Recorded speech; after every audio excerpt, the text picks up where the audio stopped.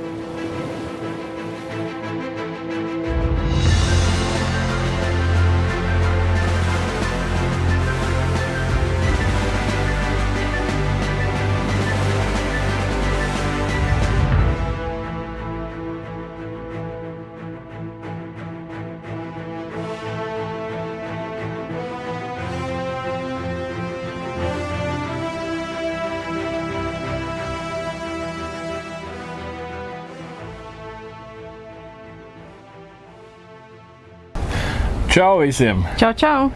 Ārā ir ļoti karsts un patreiz ir novembra mēnesis, un mēs esam saņēmušies un atlidojuši uz Tenerifi. Jā, lidojām mēs caur Angliju. Anglijā palikām vienu nakti, no rīta agri izlidojām un jau esam šeit, šajā svelmē un karstumā.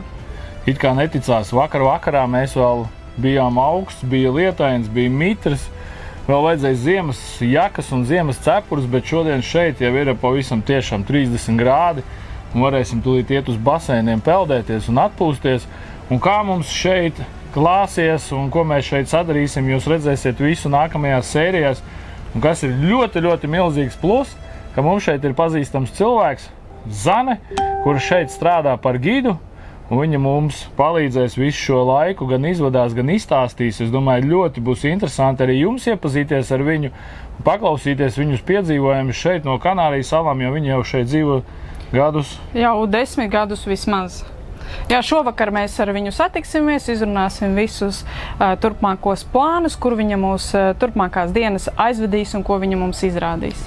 Bet patreiz bērni jau ir nepacietīgi gaida baseinus, un mēs ģērbamies pāri un ejam atpūsties un ejam uz baseiniem.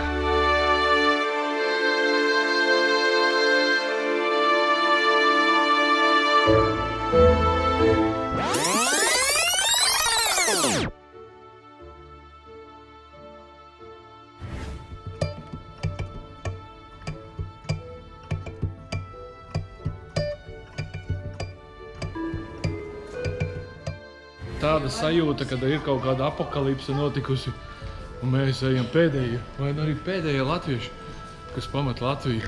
Skatieties, kas notiek lidostā. Lidostā ir vienkārši tukša. Daži cilvēki tikai. Mēs kopā pa priekšu vēl ir 2, tad kopā mēs esam 6 cilvēki, kas ejam pa šo gaiteni, kas vienmēr ir pilns cilvēkiem. Nu reāli, kaut kas tāds vēl nav bijis piedzīvots, arī sākumā, kur ir mantas, kad iet cauri, skatās. Mēs bijām 6 cilvēki vai 7 uz visu, kur kādreiz bija jāstāv minūtes 15, 20, lai tiktu cauri, nu kaut kas tiešām. Šī tāds nav vēl piedzīvots.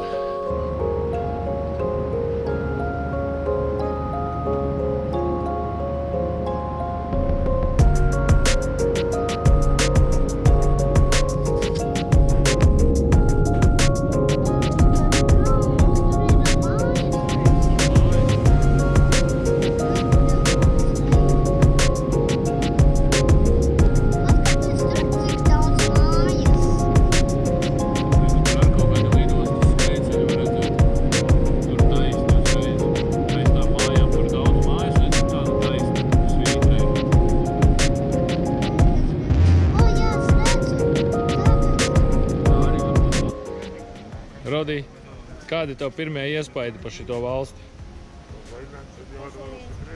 Kā tev patīk?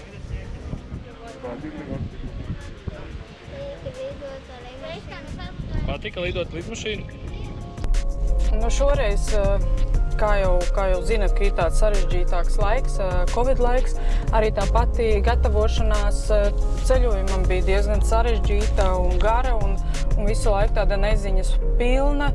vai mēs kaut kur aizbrauksim, neaizbrauksim. Visu laiku mums plāni mainījās, tad mēs izdomājām tur lidot, tad atkal tur, tad braukta mašīna un beigās galu galā nonācām pie Tenerifes. Pirmām kārtām tāpēc, kad šeit dzīvo manai māsai draudzene, un mēs viņai pazvanījām vispirms un pajautājām, kāda ir šeit situācija. Viņa teica, brauciet droši, viss būs kārtībā, un tad mēs sākām visu to dokumentu kārtošanu un likumu lasīšanu. Tas ir tiešām garš process. Pirmām kārtām mēs lidojam ar Raineru caur Angliju. Un tādā gadījumā mums jāzina ir gan Anglijas likumi šajā Covid situācijā, gan arī Spānijas.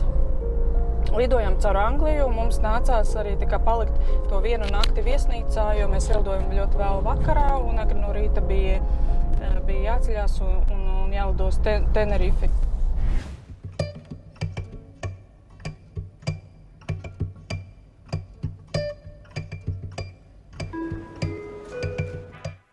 Lai jums un mums nebūtu garlaicīgi un būtu interesantāk, visa ceļojuma laikā mēs vairāk kārt mainīsim viesnīcas. Šobrīd dodamies uz mūsu pirmo viesnīcu Tenerife, Gran Oasis Resort, kur mūs laipni sagaidīja viesnīcas menedžeris Mr. Salvaro. Hello, good morning. Welcome to Gran Oasis. Hello, welcome to Gran Oasis. Hello. Nice to see you. Thank you. Hello, good morning. Welcome to Gran Oasis Resort here in Tenerife, the most beautiful island of the Canaries. Nice weather, nice people, nice atmosphere. I'm Álvaro Font, I'm the manager of this hotel. We have 210 rooms. We have all the service and facilities that the people want in the holidays. We have a nice restaurant for breakfast, lunch and dinner. We have a pool bar. We have a gym. We have a massage room, games rooms, mini club, all the service that a family with children find for a holiday. And the most important thing of this hotel is the friendly of the staff. We are the #1 in Tenerife. We are so happy, like our motto said, be happy, and you will have a nice holiday here with us.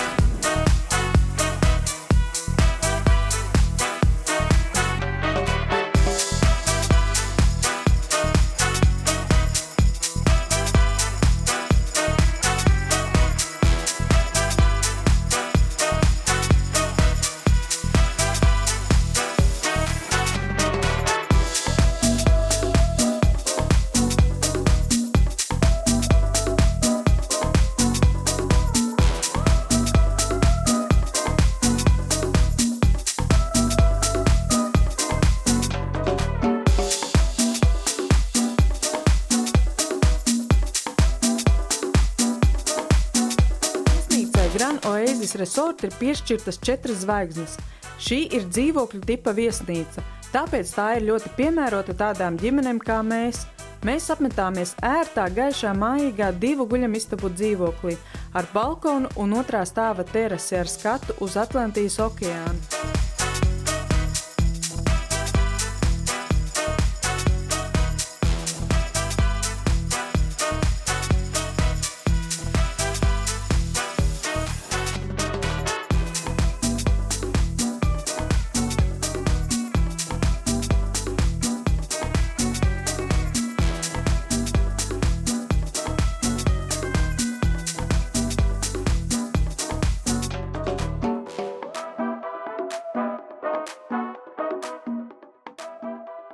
Tuvākā pludmale no viesnīcas ir 2 km attālumā. Toties viesnīcas kompleksā, kas ir izvietots skaistos iekoptos dārzos, ir vairāki burvīgi peldbaseini, kuri tā vien aicina uz atpūtas baudīšanu. Protams, mūsu bērniem tā bija mīļākā vieta šajā viesnīcā.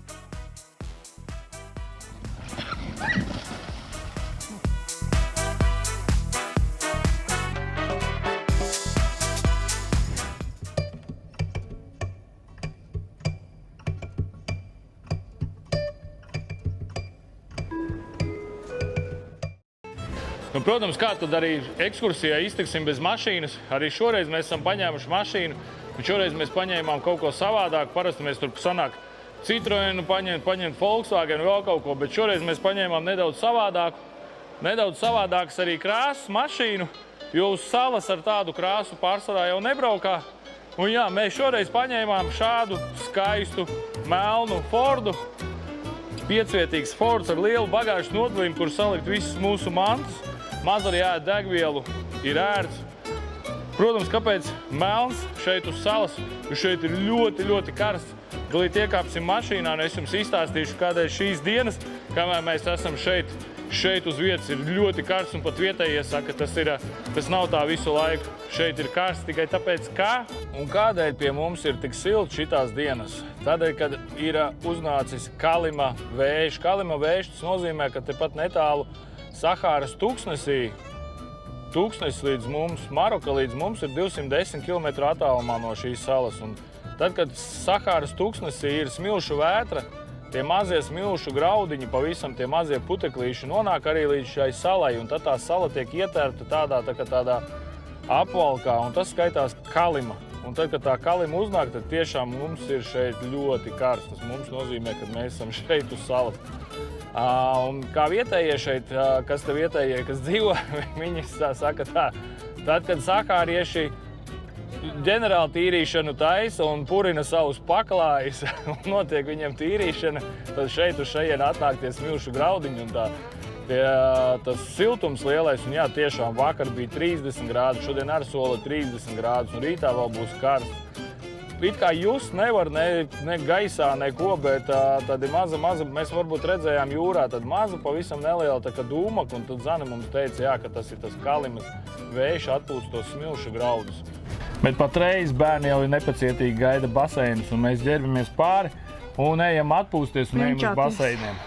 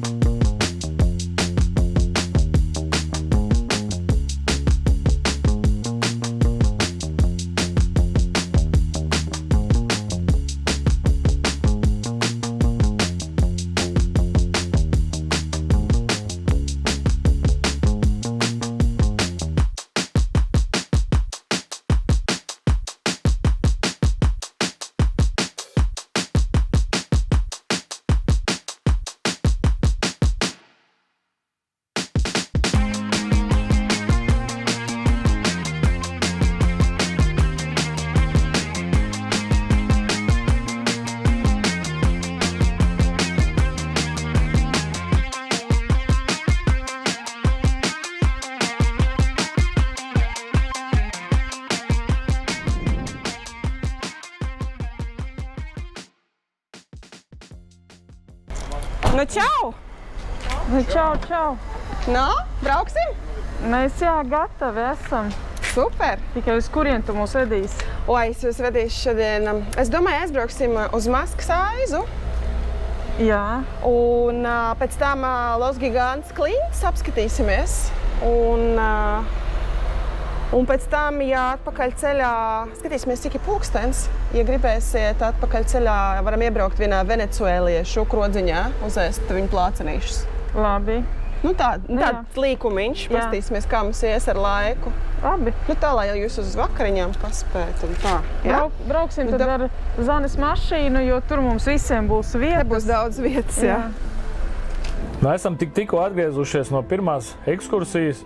Protams, jāsaka milzīgs paldies Zanei par to, ka viņa mūs izvadāja, izstāstīja, parādīja.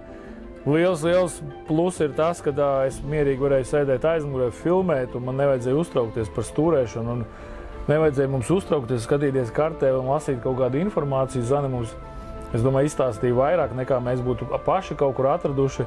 Tad par tām papājām, vienkārši kamēr jūs te esat, ēdiet tās papājas, jo papājas ir ļoti labas veselībai. Kā es saku, papāja varbūt kādam liekas garšīga, kādam nevisai. Tāda specifiska, tā kā ķirbs salds vai kabatas. Bet papājas ir ļoti labas kuņģim, kremošanas sistēmai. Un vēl papājas rekomendē, kas ir vēža riska grupā, tad rekomendē apēst veselu papāju katru dienu. Tās papājas. Kā beta-karotīns tur? Jā, vai tur ļoti daudz vitamīnu ir, ļoti labas tās papājas. Ir arī receptes, teiksim, kur gaļu marinē ar papāju, kas viņu mīkstina. Tā kā, ja tā papāja garšo, tad tikai ēdiet. Pirmais, kur mēs aizbraucām, tas bija Gigantes. Los Gigantes Klintis. Protams, tiešām Klintis gigantiskas, skati fantastiski, uzreiz lejā okeāns. Tā okeāna šalkoņi un tie viļņi, kas sitās pret klintīm un tās augstās klintis, tas bija tiešām wow. Šurpu braucot uz Kanāriem, pirms tam pētot Kanārijas un pēc tam ar vispār, cik ir runāt cilvēkiem, visi kaut ko pastāst nedaudz, bet tāds emocionālais to, ko mēs šeit redzējām, ko mēs šodien piedzīvojām, jau pirmajā dienā, ko mēs šeit piedzīvojām, tas bija kaut kas wow, es iedomājos, kas mūs sagaida vēl uz priekšu. Jā, es arī vispār esmu diezgan šokā par Tenerifi, jo tiešām mums kaut kā iepriekš viņa īsti pat neinteresēja. Mums likās, tur jau visi brauc, tur viss pilns ar turistiem. Tas, man īsti tās vietas tik ļoti nepatīk, tur, kur ir turistu pūļi un tā tālāk.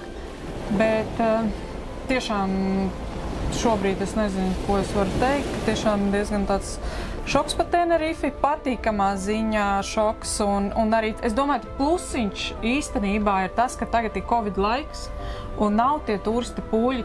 Mēs pa tiem serpentīniem izbraucām diezgan ātri, jo tur tā jau, ja kāds pretī brauc, tā jau ir grūti, un ja vēl kaut kā turista autobusi vai tajās apstāšanās vietās, ja ir daudz turisti, arī grūtāk ir.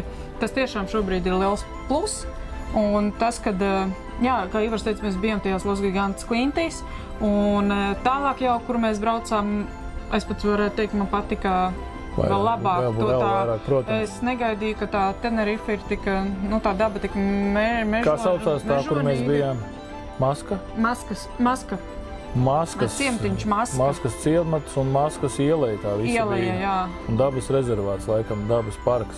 Tiešām tas skats mežonīgs. Tiešām tas fantastiski. Tūlītā mēs lādēsim iekšā datorā uzreiz visu, ko mēs esam pa dienu safilmējuši, un es domāju, ka tie kadri noteikti būs wow. Nezinu, kā, protams, jums pie ekrāniem tas izskatīsies, bet reāli to, ko tur šeit ieraugi, kur mēs vēl kaut kas līdzīgs kā Maskas Klintis, es nezinu.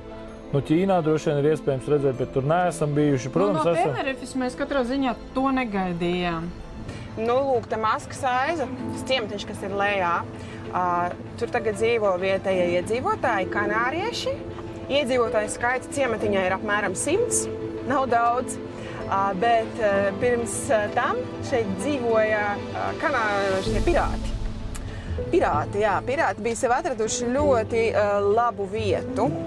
Tad Kanārijas salas strateģiski jau atrodas izdevīgā vietā, jo, kad sāka kursēt kuģi uz Ameriku, tad šeit gāja garām ar Kanārijas salām. Un tātad pirāti atrada sev ļoti labu vietu. Šeit slēpās kalnos, skatījās ar binokļiem, ar tālskatiem, kad garām peldēja kāds smags kuģis, pilns ar kravu, vai uz Ameriku vai no.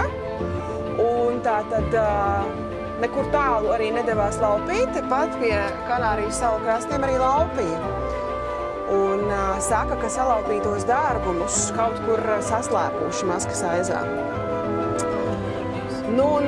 Cilvēki mūsdienās ir cilvēki arī, kas tic, ka atradīs šos te dārgumus. Nezinu, ja kādam arī ir izdevies kādu dārgumu atrast, es domāju, ka tad nevienam par to skaļi nesaka. Mūsdienās pirāti šeit vairs nav. Šeit dzīvo vietēji iedzīvotāji. Pārsvarā iedzīvotāji nodarbojas ar lauksaimniecību un redzēsiet, ka savu māju, privātu māju pirmajos stāvos daži ir atvēruši bāriņu, kafejnīcu, suvenīru veikaliņu. Tā viņi te iztiek. Skati te vienkārši. Vai ne? Un šī ir 5. apmeklētākā vieta Tenerifē. Pirmajā vietā ir Teide, otrajā vietā ir Loro parks, trešajā vietā ir Siam parks, ūdens atrakciju parks, ceturtajā vietā ir pilsēta Ico de los Vinos, tur, kur ir puķu koks un vīnu degustācija, un tad Maska ir 5. apmeklētākā vieta. Iedomājieties, tagad tas ceļš ir tukšs, var teikt. Bet vispār gada laikā Maskas ieleju apmeklē apmēram 800,000 turistu. Iedomājieties, kāda dienā te bija satiksme pirms šīs Covid krīzes, jā? Tādā ziņā mums uz augšu, uz leju. Arī daudz priekšrocības. Jā, daudz brīvāk mēs izbraucam. Ja tas būtu, tagad atkal būtu, tā sala pilna ar turistiem, tad mēs šo ceļu brauktu agri no rīta, ap 8-9. Jā, kamēr vēl nav liela divvirziena satiksme. Jo tagad mēs brīvi izbraucam, bet tad, kad te abos virzienos iet turistu mašīnas un autobusi. Jā, arī autobusi. Jā, tikai īsāki. Standarta autobusā ir 55 vietas, tad šeit ir 35 vietīgi. Lai viņi nevar izņemt līkumus. Tāpat arī tas 35-vietīgais autobus arī tos līkumus ņem 2-3 reizes, kā kurš šofers, cik profesionāls. Autobusā, kā mēs te braucam, tad jauki mums te iet. Spiedz un kliedz, vai arī uz nervu pamata bieži vien ķiķina. Bet tie šoferi, jau arī autobusu šoferi, viņi var spēlē uz publiku. Ja? Vienreiz viens mums tas šoferīts noskaita lūkšanu, pārpustās. Es dzirdu, man autobusā tiek padota informācija tālāk. Šafjor modica. Autobusā pilnīgs klusums. Vēl Maskas aizā ir vislabāk saglabājušās ēkas, kas ir tīri kanāriešu arhitektūra.